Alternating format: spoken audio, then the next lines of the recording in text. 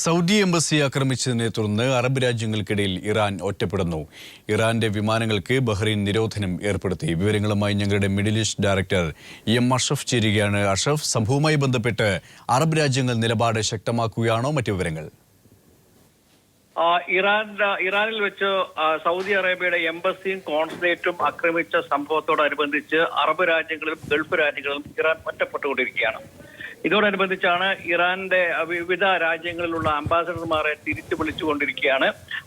Iran അംബാസഡർമാരെ പുറത്താക്കിക്കൊണ്ടിരിക്കുകയാണ്. Kuwait അതുപോലെ തിരിച്ചു അവരുടെ അംബാസഡറെ ഇറാനിൽ തിരിച്ചു വിളിച്ചു. മാത്രമല്ല കുവൈറ്റുള്ള ഇറാൻ അംബാസഡറെ പുറത്തു പോകാൻ പറയുകയും ചെയ്തു.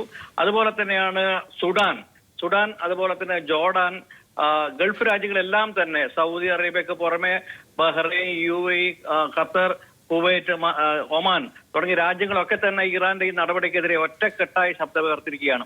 ഇത് യഥാർത്ഥത്തിൽ ഇറാന്റെ വാണിജ്യ മേഖലയിൽ വലിയൊരു പ്രത്യാഘാതം ഉണ്ടാക്കിയിട്ടുണ്ട്. ഇറാനുമായുള്ള എല്ലാ വാണിജ്യ ബന്ധങ്ങളും, അതായത് വ്യോമയാനപരമായിട്ടും കടൽ മാർഗമുള്ള എല്ലാ വാണിജ്യ വ്യാപാര ബന്ധങ്ങൾ പൂർണ്ണമായും നിർത്തലാക്കണമെന്നാണ് ബഹ്റൈനിലെ ഭൂരിപക്ഷം MP-മാരും ആവശ്യപ്പെട്ടിട്ടുള്ളത്. അതേസമയം മറ്റ് പല ഗൾഫ് രാജ്യങ്ങളിലൊക്കെ തന്നെ ഇറാനുമായുള്ള നയതന്ത്ര ബന്ധം തീരെ ഇല്ലാതാക്കുകയും പല രാജ്യങ്ങളും ചെയ്തിരിക്കുന്നത് ഇറാൻ അംബാസഡർമാരെ വിളിച്ചു വരുത്തി തങ്ങളുടെ പ്രതിഷേധം അറിയിക്കുകയും ഇറാന്റെ നയതന്ത്ര കാര്യങ്ങളിലെ ഉദ്യോഗസ്ഥന്മാരുടെ എണ്ണം വെട്ടിക്കുറക്കുക, ഇങ്ങനെ ഇതേവരെ ചരിത്രത്തിൽ ആദ്യമായിട്ടാണ് ഇറാൻ ഗൾഫ് മേഖലയിൽ ഒറ്റപ്പെട്ടുകൊണ്ടിരിക്കുന്നത്. അതുപോലെ തന്നെ അറബ് രാജ്യങ്ങളും. ഇതിന് പ്രധാനപ്പെട്ട കാരണം അറബ് രാജ്യങ്ങളും ഗൾഫ് രാജ്യങ്ങൾ തന്നെ അസ്ഥിരപ്പെടുത്താനും ആയുധങ്ങൾ, പ്രത്യേകിച്ച് ബഹ്റൈൻ പോലുള്ള രാജ്യങ്ങൾ അസ്ഥിരപ്പെടുത്താനും അവിടെ തീവ്രവാദികളെ അയക്കാനും ആയുധങ്ങൾ എത്തിക്കാനും ഒക്കെ തന്നെ ഇറാന്റെ ദശാബ്ദങ്ങളായുള്ള ശ്രമം ആ രാജ്യത്തിന്റെ സമ്പദ്ഘടനയെ മാറ്റം വരുത്തി. അതുകൊണ്ട് തന്നെ ഇറാൻ ഈ മേഖലയിൽ മറ്റ് രാജ്യങ്ങളിലേക്ക്, അതായത് മറ്റ് രാജ്യങ്ങൾ സ്വതന്ത്ര രാജ്യങ്ങളിലേക്ക് കടന്നു കയറി ആ രാജ്യങ്ങളെ തകർക്കുക എന്ന നയപരമായ തീരുമാനം എടുത്തത് ഇത് ഐക്യരാഷ്ട്രസഭ അടക്കമുള്ള സംഘടനകളുടെ നിയമങ്ങളെ ലംഘിച്ചുകൊണ്ടാണ്. അതുകൊണ്ട് തന്നെ ഈ രാജ്യങ്ങളിലേക്ക് എത്തിച്ചേർന്ന് ഇറാൻ സ്വന്തമായ ഒരു മേഖല കെട്ടിപ്പടുക്കാനുള്ള ശ്രമത്തിലാണെന്നും ഗൾഫ് രാജ്യങ്ങളും അറബ് രാജ്യങ്ങളും കരുതുന്നു. അതുകൊണ്ട് തന്നെ ഇറാന്റെ ഈ നടപടിക്കെതിരെ ഒറ്റക്കെട്ടായി അറബ് രാജ്യങ്ങളും ഗൾഫ് രാജ്യവും നിൽക്കുകയാണ്. ഇത് ഇറാനെ സാമ്പത്തികമായി വീണ്ടും തകർച്ചയിലേക്ക് നയിക്കാനാണ് ഇടയാക്കുക. മിഡിൽ ഈസ്റ്റ് ഡയറക്ടർ എം അഷ്റഫാണ് വിശദാംശങ്ങൾ നൽകിയത്. മറ്റൊരു വാർത്തയിലേക്ക്. ദുബായ് കനാൽ പദ്ധതിയുടെ ഭാഗമായി ഷെയ്ഖ് സയ്യിദ് റോഡിൽ സ്ഥാപിക്കുന്ന ഫ്ലൈ ഓവറിന്റെ ആദ്യഘട്ടം പൂർത്തിയാകുന്നു. ഷാർജ ഭാഗത്തേക്കുള്ള 8-വരി പാതയാണിത്. അധികം വൈകാതെ ഷാർജ ഭാഗത്തേക്കുള്ള വാഹനങ്ങൾ പാലം വഴി തിരിച്ചുവിടാൻ സാധിക്കുമെന്ന് ബന്ധപ്പെട്ടവർ സൂചിപ്പിച്ചു. പാലത്തിൽ അവസാനവട്ട മിനുക്കുപണികളാണ് ഇപ്പോൾ നടക്കുന്നത്. ഷാർജ ദിശയിലേക്കുള്ള പാലം പൂർത്തിയായാൽ ഫ്ലൈ ഓവറിലെ അബുദാബി ഭാഗത്തേക്കുള്ള പാലത്തിന് നിർമ്മാണം ഉടൻ ആരംഭിക്കും. നിർമ്മാണം 2016 അവസാനത്തോടെ പൂർത്തിയാകുമെന്നാണ് കരുതുന്നത്.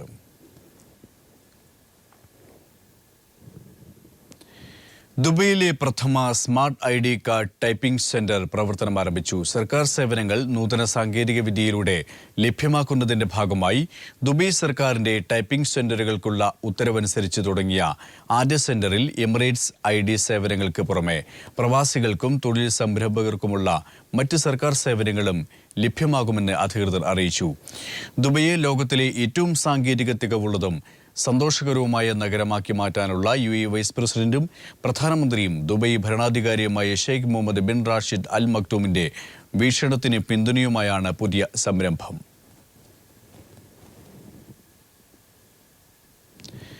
അബുദാബിയിൽ 6 പാർക്കുകൾ കൂടി നിർമ്മിക്കാൻ പദ്ധതിയിടുന്നു. അൽ സമഹയിൽ 4 പാർക്കുകളും അൽ റഹ്ബയിൽ 2 പാർക്കുകളുമാണ് നിലവിൽ വരിക.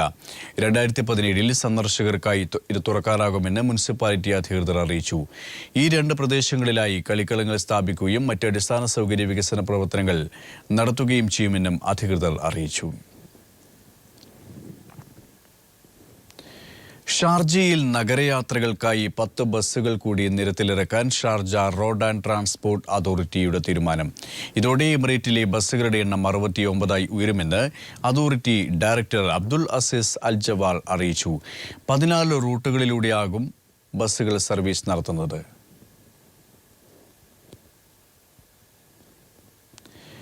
കുവൈറ്റിലെ മലയാളി ഫോട്ടോഗ്രാഫർമാരുടെ കൂട്ടായ്മയായ ക്വേറ്റ് ക്ലിക്സ് സൗഹൃദ സംഗമം നടത്തി. നിങ്ങളുടെ ജീവിതത്തിലെ മറക്കാനാകാത്ത സൂര്യോദയം എന്ന പേരിൽ സംഘടിപ്പിച്ച പരിപാടിയിൽ പ്രതികൂല കാലാവസ്ഥയെ അവഗണിച്ചുകൊണ്ട് വിവിധ രാജ്യങ്ങളിൽ നിന്നുള്ള ഫോട്ടോഗ്രാഫർമാർ ഒത്തുചേർന്നു. കുവൈറ്റ് ടവറിന് സമീപത്തുള്ള കടൽക്കരയിൽ വെച്ച് പുലരിയുടെ ദൃശ്യങ്ങൾ ക്യാമറയിൽ പകർത്തിയായിരുന്നു പരിപാടി.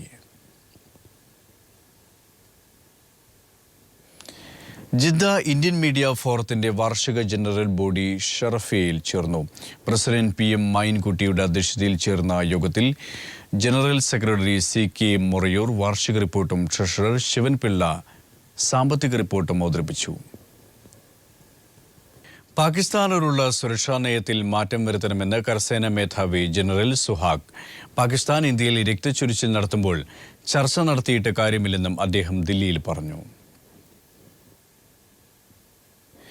പത്താൻകോട്ടിൽ ആക്രമണം നടത്തിയ 6 ഭീകരരെയും വധിച്ചതായി പ്രതിരോധ മന്ത്രി മനോഹർ പരീക്കർ. വരും ദിവസങ്ങളിലും തെരച്ചിൽ തുടരും. ഭീകരരുടെ കൈവശമുണ്ടായിരുന്ന ആയുധങ്ങളിൽ ചിലത് പാകിസ്ഥാൻ നിർമ്മിതമാണെന്നും പ്രതിരോധ മന്ത്രി പറഞ്ഞു. അതേസമയം പ്രധാനമന്ത്രി നരേന്ദ്രമോദിയെ ഫോണിൽ വിളിച്ച് പാകിസ്ഥാൻ പ്രധാനമന്ത്രി നവാസ് ഷെരീഫ് ഉത്തരവാദികൾക്കെതിരെ നടപടിയുണ്ടാകുമെന്ന് ഉറപ്പു നൽകി. ശനിയാഴ്ച രാവിലെ തുടങ്ങി 38 മണിക്കൂറാണ് വ്യോമസേനാ താവളത്തിൽ നുഴഞ്ഞുകയറിയ ഭീകരരുമായി ഏറ്റുമുട്ടൽ നടന്നത്. പിന്നീട് അങ്ങോട്ട് നടന്നത് ഭീകരർ ഒളിഞ്ഞിരിപ്പുണ്ടോ എന്ന സംശയത്തിൽ നടത്തിയ തിരച്ചിലാണ്. ഏറ്റുമുട്ടലിൽ 6 ഭീകരരെയും വധിച്ചു. 2 ഭീകരരുടെ മൃതദേഹങ്ങൾ തിരിച്ചറിയാനാകാത്ത നിലയിലാണ്. മൃതദേഹങ്ങൾ DNA ടെസ്റ്റിന് വിധേയമാക്കും. തീവ്രവാദികളുടെ കയ്യിൽ നിന്നും പിടിച്ചെടുത്ത ആയുധങ്ങളിൽ ചിലത് പാക് നിർമ്മിതമാണെന്നും പ്രതിരോധ മന്ത്രി മനോഹർ പരീക്കർ പറഞ്ഞു. I don't think हम लोगों ने सिक्योरिटी पे कुछ कॉम्प्रोमाइज किया है. सिक्योरिटी पूरी तैयारी की थी. It takes some time to guard such a huge complex. വ്യോമതാവളത്തിൽ സൂക്ഷിച്ചിരുന്ന ആയുധങ്ങൾക്കും തന്ത്രപ്രധാന കെട്ടിടങ്ങൾക്കും കേടുപാട് സംഭവിച്ചിട്ടില്ല. സുരക്ഷാ പാളിച്ച ഉണ്ടായിട്ടില്ലെങ്കിലും ചില വീഴ്ചകൾ സംഭവിച്ചിട്ടുണ്ട്. NIA അന്വേഷണം പൂർത്തിയായതിനു ശേഷം ഈ കാര്യങ്ങൾ വ്യക്തമാകുമെന്നും അന്വേഷണം സംബന്ധിച്ച് വിശദാംശങ്ങൾ ഇപ്പോൾ വെളിപ്പെടുത്താനാകില്ലെന്നും മന്ത്രി പറഞ്ഞു. കരസേന വ്യോമസേനാ മേധാവികൾക്കൊപ്പം പത്താൻകോട്ട് വ്യോമസേനാ താവളം സന്ദർശിച്ച മനോഹർ പരീക്കർ സുരക്ഷാ ഉദ്യോഗസ്ഥരെ അഭിനന്ദിച്ചു. അതേസമയം പാക് പ്രധാനമന്ത്രി നവാസ് ഷെരീഫ് പ്രധാനമന്ത്രി നരേന്ദ്രമോദിയെ ഫോണിൽ വിളിച്ച് ഉത്തരവാദികൾക്കെതിരെ കർശന നടപടിയുണ്ടാകുമെന്ന് ഉറപ്പു നൽകി. ഭീകരാക്രമണത്തിലെ പാക് ബന്ധം സംബന്ധിച്ച തെളിവുകൾ ഇന്ത്യ പാകിസ്ഥാന് കൈമാറിയിരുന്നു. നടപടിയുണ്ടായില്ലെങ്കിൽ ഉഭയകക്ഷി ചർച്ചകൾ നിർത്തിവെക്കുമെന്ന് ഇന്ത്യ മുന്നറിയിപ്പ് നൽകിയിരുന്നു. Santhosh, news bureau, Delhi. വീരമൃത്യു വരിച്ച ജവാൻ EK നിരഞ്ജന് നാടിന്റെ അന്ത്യാഞ്ജലി. പൂർണ്ണ ഔദ്യോഗിക ബഹുമതികളോടെ സംസ്കാരം എളമ്പുളശ്ശേരിയിൽ നടന്നു. രാവിലെ 8 മണിയോടെ ഭൗതിക ശരീരം പൊതുദർശനത്തിനായി എളമ്പുലാശ്ശേരി KUP സ്കൂളിൽ എത്തിച്ചു. കല, രാഷ്ട്രീയ, സാംസ്കാരിക രംഗത്തെ നിരവധി പേർ അന്തിമോപചാരം അർപ്പിക്കാൻ എത്തിയിരുന്നു. നാട്ടുകാരും സ്കൂൾ കുട്ടികളും ധീരജവാന് അന്ത്യാഭിവാദ്യം അർപ്പിച്ചു.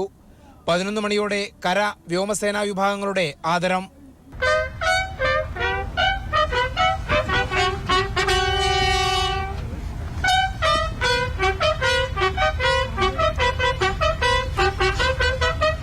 പതിനൊന്നരയോടെ സൈനിക ബാൻഡ് വാദ്യത്തിന്റെ അകമ്പടിയിൽ വിലാപയാത്രയായി മൃതദേഹം കളരിക്കൽ വീട്ടുവളപ്പിലേക്ക്.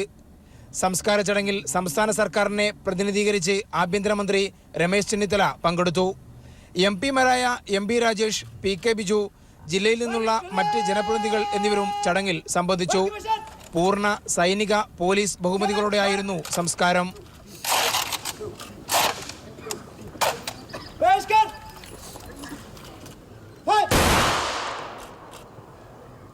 സംസ്കാര ചടങ്ങിന് ശേഷം എളമ്പുലാശ്ശേരി KUP സ്കൂളിൽ അനുശോചന സമ്മേളനവും ചേർന്നു. രാജ്യത്തിനു വേണ്ടി ജീവൻ ബലിയർപ്പിച്ച ധീരജവാന് വീരോചിതവും വികാരനിർഭരവുമായ യാത്രാമൊഴിയാണ് ജന്മനാട് നൽകിയത്. ക്യാമറാമാൻ മഹേഷ് പാലക്കാടിനൊപ്പം AK ലതീഷ്. ലഫ്റ്റനന്റ് കേണൽ നിരഞ്ജനെ ഫേസ്ബുക്കിലൂടെ അവഹേളിച്ച മലപ്പുറം കോട്ടൂർ സ്വദേശി മുഹമ്മദ് സാദിഖിനെ പോലീസ് അറസ്റ്റ് ചെയ്തു. രാജ്യദ്രോഹ കുറ്റത്തിനാണ് അറസ്റ്റ്. മാധ്യമപ്രവർത്തകൻ എന്ന വ്യാജേനയാണ് ഇയാൾ പോസ്റ്റിട്ടത്. ഒരു മാധ്യമ സ്ഥാപനത്തിന്റെ പരാതിയെ തുടർന്നാണ് നടപടി. DGPയുടെ സർക്കുലറിൽ എതിരഭിപ്രായം രേഖപ്പെടുത്തിയതിന് പത്തനംതിട്ട AR ക്യാമ്പിലെ രാജേഷ് കുമാറിനെ സസ്പെൻഡ് ചെയ്തു. പോലീസുകാർ നവമാധ്യമങ്ങളിൽ ഇടപെടുന്നത് വിലക്കിയായിരുന്നു സർക്കുലർ. ജനാധിപത്യത്തിൽ നിശബ്ദത മരണമാണ് എന്നായിരുന്നു രാജേഷിന്റെ പോസ്റ്റ്. പോലീസുകാർ നവമാധ്യമങ്ങളിൽ അഭിപ്രായം രേഖപ്പെടുത്തുന്നത് വിലക്കിയ DGPയുടെ സർക്കുലറിനെതിരെ രാജേഷ് കുമാർ ഫേസ്ബുക്കിൽ പോസ്റ്റിട്ടിരുന്നു. ജനാധിപത്യത്തിൽ നിശബ്ദത മരണമാണെന്ന തലക്കെട്ടോടെയായിരുന്നു FB പോസ്റ്റ്. ഇതിനെ തുടർന്നാണ് സസ്പെൻഷൻ. ബഹുകക്ഷി രാഷ്ട്രീയ സംവിധാനത്തിന്റെ എല്ലാ സാധ്യതകളും ചൂഷണം ചെയ്ത് അധികാരസ്ഥാനത്തെത്തിയതിനു ശേഷം രാഷ്ട്രീയം പാപമാണെന്ന് ചിലർ പ്രഖ്യാപിക്കുന്നു. കലാഭവൻ മണിക്കെതിരെ പോലീസ് നടപടിയെടുത്തപ്പോൾ ജാതീയ പരിഗണനകൾ കൊണ്ടാണെന്ന് മാധ്യമങ്ങളിൽ ആരോപണമുന്നയിച്ച DGP സെൻകുമാർ ജേക്കബ് തോമസ് മാധ്യമങ്ങളെ കണ്ടതിനെ വിമർശിച്ചു. ഇതിലെ വൈരുദ്ധ്യം വ്യക്തമാക്കുന്ന രാജേഷ് ആറന്മുള വള്ളസദ്യ DGP ഉദ്ഘാടനം ചെയ്യുന്നത് മതനിരപേക്ഷതയല്ലെന്നും ചൂണ്ടിക്കാണിക്കുന്നു. ഹനുമാൻ സേന സമരങ്ങൾ നേരിടുന്നതിനെയും രാജേഷ് കുമാർ വിമർശിച്ചിട്ടുണ്ട്. എഴുതിയിരിക്കുന്ന കാര്യങ്ങൾ രാഷ്ട്രീയ അവബോധമുള്ള ഒരു പൗരന്റെ ചിന്തകളാണെന്നും മേലിൽ ചിന്തിക്കാതെ ബോധശൂന്യനായി ജീവിക്കാമെന്നും പറഞ്ഞാണ് പോസ്റ്റ് അവസാനിപ്പിക്കുന്നത്. DGPയുടെ നിർദ്ദേശപ്രകാരമാണ് suspension. News bureau, Thiruvananthapuram. Vellappally ബന്ധത്തെ ചൊല്ലി JSS രാജൻ ബാബു വിഭാഗത്തിൽ വിള്ളൽ. രാജൻ ബാബുവിനെ പാർട്ടിയിൽ നിന്നും ഉടൻ പുറത്താക്കുമെന്ന് JSS നേതാവ് KK ഷാജു. JSS എന്ന പേരുപയോഗിക്കാൻ രാജൻ ബാബു വിഭാഗത്തിന് നിയമപരമായി അർഹതയില്ലെന്ന് ഗൗരിയമ്മയും വ്യക്തമാക്കി. വെള്ളാപ്പള്ളി നടേശൻ നടത്തിയ വിവാദ പ്രസംഗത്തിനെതിരെ KPCC പ്രസിഡന്റ് VM സുധീരൻ നൽകിയ പരാതിയെ തുടർന്നാണ് വെള്ളാപ്പള്ളി ജാമ്യമെടുക്കാൻ കോടതിയിലെത്തിയത്. ഈ സമയം വെള്ളാപ്പള്ളിക്കൊപ്പമെത്തിയ UDF നേതാവ് രാജൻ ബാബുവിന്റെ നടപടിക്കെതിരെ KPCC പ്രസിഡന്റ് തന്നെ രംഗത്ത് വന്നിരുന്നു. ഇതോടെ രാജൻ ബാബു നേതൃത്വം നൽകുന്ന JSSനുള്ളിൽ പ്രതിഷേധം രൂക്ഷമായി. രാജൻ ബാബു വെള്ളാപ്പള്ളിയുടെ നിയമോപദേഷ്ടാവ് പദവി രാജിവെച്ചില്ലെങ്കിൽ JSS ജനറൽ സെക്രട്ടറി പദവി ഒഴിയണമെന്ന് പാർട്ടി പ്രസിഡന്റ് KK ഷാജു പറഞ്ഞു. രാഷ്ട്രീയ പാർട്ടി ഉണ്ടാക്കിയിരിക്കുന്ന SNDP യോഗത്തിൻ്റെ ലീഗൽ അഡ്വൈസർ എന്നുള്ള ചുമതല അദ്ദേഹം രാജിവെക്കണം. അതിന് അദ്ദേഹത്തിന് കഴിയുന്നില്ലെങ്കിൽ, അതിന് തയ്യാറാവുന്നില്ലെങ്കിൽ JSS ജനറൽ സെക്രട്ടറി പദവി ഒഴിയണം. അതല്ല അദ്ദേഹം ഇത് രണ്ടും കൂടെ വഹിച്ചുകൊണ്ട് പോകാനാണെങ്കിൽ അദ്ദേഹത്തെ ഞങ്ങൾക്ക് മാറ്റി നിർത്തേണ്ടി വരും. ഔദ്യോഗിക JSS വിട്ട നേതാക്കൾ തമ്മിൽ പൊട്ടിത്തെറി രൂക്ഷമായതോടെ KR ഗൗരിയമ്മയും രംഗത്ത് വന്നു. ജനാധിപത്യ സംരക്ഷണ സമിതി എന്ന പാർട്ടി താൻ രൂപീകരിച്ചതാണെന്നും അത് തിരഞ്ഞെടുപ്പ് കമ്മീഷൻ തന്നെ ഉറപ്പുവരുത്തിയ സാഹചര്യത്തിൽ താൻ പുറത്താക്കിയ രാജൻ ബാബുവും KK ഷാജുവും തമ്മിലടിക്കുമ്പോൾ JSS എന്ന പേര് ഉപയോഗിക്കാൻ പാടില്ല എന്നാണ് ഗൗരിയമ്മ പറയുന്നത്. ജനാധിപത്യ സംരക്ഷണ സമിതിക്കാരല്ല, ജനാധിപത്യ സംരക്ഷണ സമിതി പുറന്തള്ളിയിരിക്കുന്നു എന്ന് പറഞ്ഞ ആളുകളെ തെറ്റിദ്ധരിപ്പിച്ച് ഇലക്ഷൻ വരുന്നതിന് വേണ്ടിയിട്ടുള്ള നടപടിക്രമത്തിൻ്റെ ഭാഗമാണിത്. ജനാധിപത്യ സംരക്ഷണ സമിതിയിൽ രാജൻ ബാബു ഇല്ല. രാജൻ ബാബുവും ഷാജുവും ഒക്കെ ഉള്ള പാർട്ടി ജനാധിപത്യ സംരക്ഷണ സമിതിയല്ല. ജനാധിപത്യ സംരക്ഷണ സമിതി ഗൗരിയമ്മ സെക്രട്ടറി ആയിട്ടുള്ളതാണ്. അതാണ് കേന്ദ്ര ഇലക്ഷൻ കമ്മീഷനാണ് തീരുമാനിക്കേണ്ടത്. കേന്ദ്ര ഇലക്ഷൻ കമ്മീഷൻ അങ്ങനെയാണ് തീരുമാനിക്കാറ് വന്നിരിക്കുന്നത്. ആളുകളെ തെറ്റിദ്ധരിപ്പിച്ച് ജനാധിപത്യ സംരക്ഷണ സമിതി അവരാണെന്നൊക്കെ പറഞ്ഞ ആളുകളുടെ അടുത്ത് വോട്ടിനെല്ലാം വേണ്ടിയിട്ടുള്ള കള്ളത്തരാണ്. JSSന്റെ പേരിലുള്ള തമ്മിലടി രൂക്ഷമായതോടെ KR ഗൗരിയമ്മ തന്നെ രംഗത്ത് വന്ന സാഹചര്യത്തിൽ ഉമ്മൻചാണ്ടിക്കൊപ്പം നിന്നിരുന്ന രാജൻ ബാബുവും KK ഷാജുവും ഭാവിയിൽ ഏത് ഘടകകക്ഷിയുടെ പേരിലാവും UDFനൊപ്പം പ്രവർത്തിക്കുക എന്ന ചോദ്യമാണ് ഇപ്പോൾ അവശേഷിക്കുന്നത്. Shajahan, news bureau, Alappuzha. രാജൻ ബാബു BDJSൽ തുടരുന്നത് മുഖ്യമന്ത്രിയുടെ സംരക്ഷണയിൽ നിന്നും കോൺഗ്രസിൽ ദ്വയാംഗത്വമുണ്ടോ എന്ന് സുധീരൻ വ്യക്തമാക്കണമെന്നും കോടിയേരി ബാലകൃഷ്ണൻ.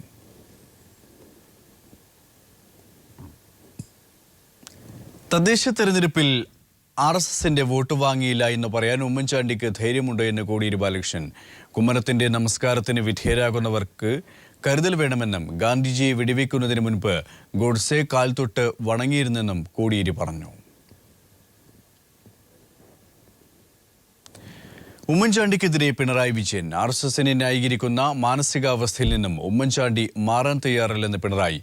RSSനെ വെള്ളപൂശുന്ന ഉമ്മൻചാണ്ടി RSSുമായി ഒളിഞ്ഞും തെളിഞ്ഞും സഖ്യമുണ്ടാക്കുന്നുവെന്നും അദ്ദേഹം പറഞ്ഞു.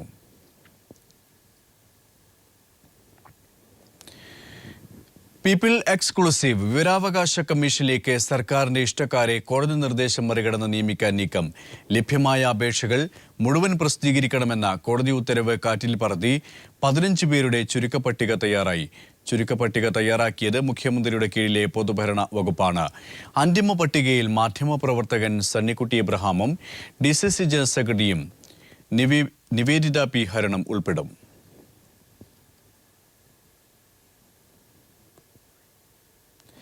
വിദ്യാർത്ഥി സമരങ്ങളെ കർശനമായി നേരിടണം എന്ന് ഹൈക്കോടതി.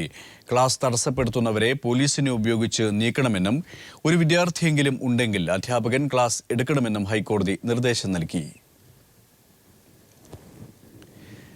സ്ത്രീ സമൂഹത്തിനെതിരെ നൂറ്റാണ്ടുകളായി തുടരുന്ന പ്രത്യക്ഷവും പരോക്ഷവുമായ അടിച്ചമർത്തലുകൾക്കും പുതിയ കാലത്തെ ചൂഷണങ്ങൾക്കുമെതിരെ പോരാട്ടവും പ്രതിരോധവും ശക്തിപ്പെടുത്താനുള്ള ആഹ്വാനവുമായി വനിതാ പാർലമെന്റ് നാളെ കൊച്ചിയിൽ 3000-ലധികം സ്ത്രീകൾ പങ്കെടുക്കുന്ന വനിതാ പാർലമെന്റ് CPM പൊളിറ്റ് ബ്യൂറോ അംഗം ബൃന്ദ കാരാട്ട് ഉദ്ഘാടനം ചെയ്യും.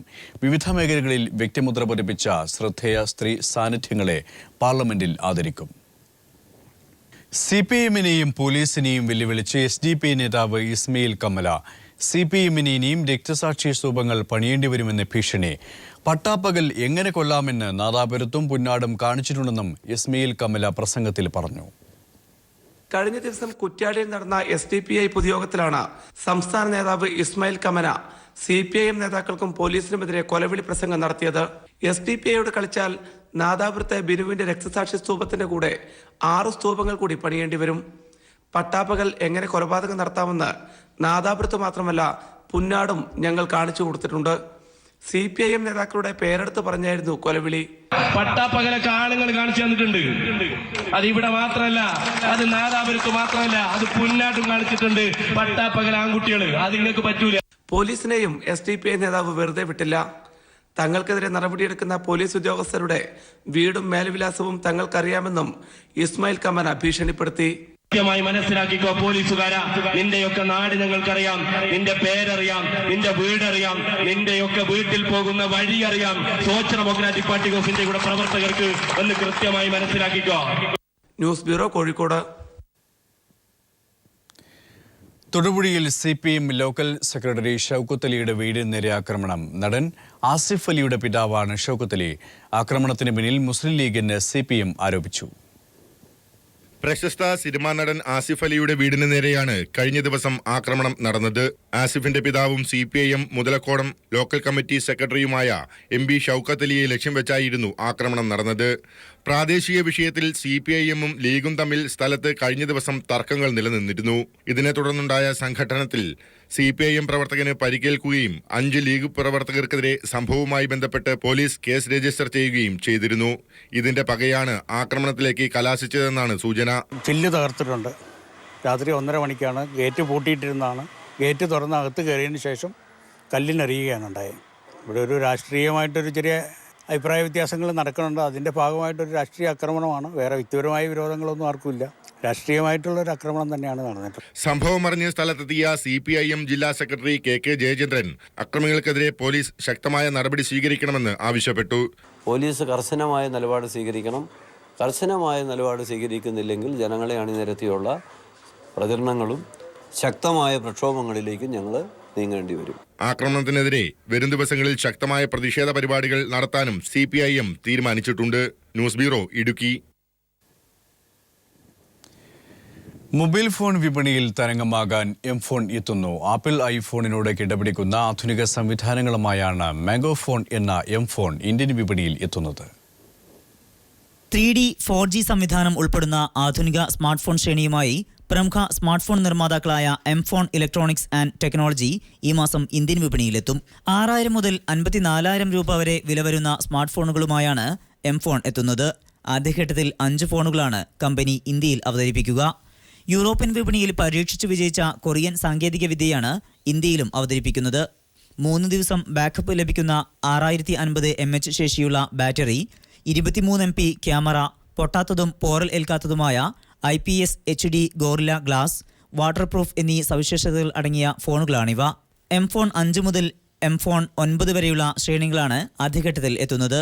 ഈ വർഷം അവസാനത്തോടെ ഇന്ത്യയിലെ മികച്ച സ്മാർട്ട് ഫോൺ നിർമ്മാതാക്കളായി മാറുക എന്നതാണ് കമ്പനി ലക്ഷ്യമിടുന്നത്. News bureau, Kochi. കൊടുവള്ളി മുസ്ലിം ഓർഫനേജ് ഇംഗ്ലീഷ് മീഡിയം ഹൈസ്കൂളിന്റെ സിൽവർ ജൂബിലി ആഘോഷങ്ങൾ Kairali TV managing director John Brittas ഉദ്ഘാടനം ചെയ്തു. ലോകത്തെ മാറ്റിമറിച്ച എല്ലാ ആശയങ്ങളും ഉണ്ടായിട്ടുള്ളത് കലാലയങ്ങളിൽ നിന്നാണെന്നും വിദ്യാഭ്യാസ മേഖലയിൽ കുരിശുചാട്ടം നടത്തുമ്പോഴും ജാതിയുടെയും മതത്തിന്റെയും പേരിലുള്ള പോർവിളികൾ വർദ്ധിച്ചു വരികയാണെന്നും അദ്ദേഹം പറഞ്ഞു. KMO president advocate PT Raheem MLA അധ്യക്ഷത വഹിച്ചു. Secretary TK Pareekutty Haji, principal Lissy teacher എന്നിവർ സംസാരിച്ചു.